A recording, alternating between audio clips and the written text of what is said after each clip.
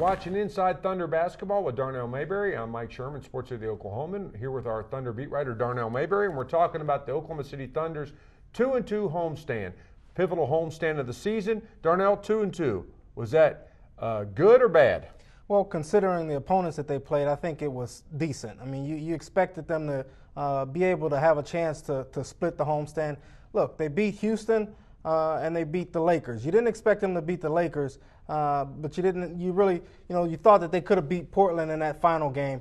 The problem is San Antonio came in here and stole a game, and then Portland came in here and stole a game. So they played with great energy and effort in all four games, but it's the way that they lost those two games down the stretch to San Antonio and Portland I think that you have to be a little disappointed with. You figure that could have been a better homestand. It seemed like the Thunder got off to a bad start on Sunday against the Portland Trailblazers and then had bad finishes to the first, second, and third periods, and that pretty much was the game. Yeah, and Andre Miller, got off to a great start, and they had no answer for him. You have to give the Thunder credit for the defense they played on Brandon Roy, Thabo Sefolosha, Kevin Durant, and James Harden. They all sort of tag teamed to limit him to 20 points. He took 22 shots to get it, but then you let guys like Andre Miller, Juwan Howard, Marcus Camby, those guys came in, guys who are 34 years old and older, came in and hurt a young Thunder team, and I think that's sort of what you did not want to see. When the Thunder has the young legs, they like to push the pace, and they let the older Blazers members slow them down and sort of grind it out and win that game.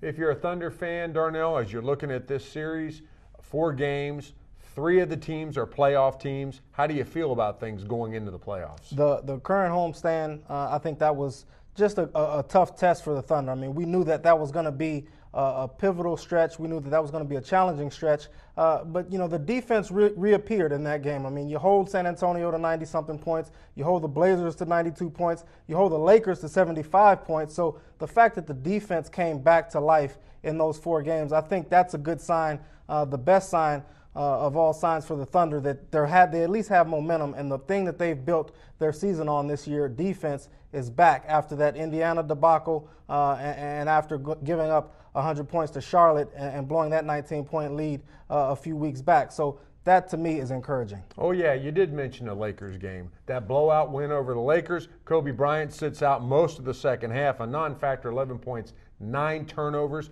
What is the takeaway from that Thunder impressive victory over the Lakers? Well, the fact that I think it gives them confidence. They didn't have an Andrew Bynum playing in that game, but the Lakers came in on a 7-game winning streak. This is a team that the Thunder could meet in the first round of the playoffs, depending on how these last 10 games go. So, no one really expects the Thunder to be able to beat the Lakers in the first round, but you never know. That gives them confidence going into a potential first-round meeting against the Lakers, at least that they could get 1 or 2 games on their own home floor. Thanks, Darnell. That's all for Inside Thunder Basketball with Darnell Mayberry, but Team State's best coverage team anywhere, every day at News OK and every morning in the Oklahoman.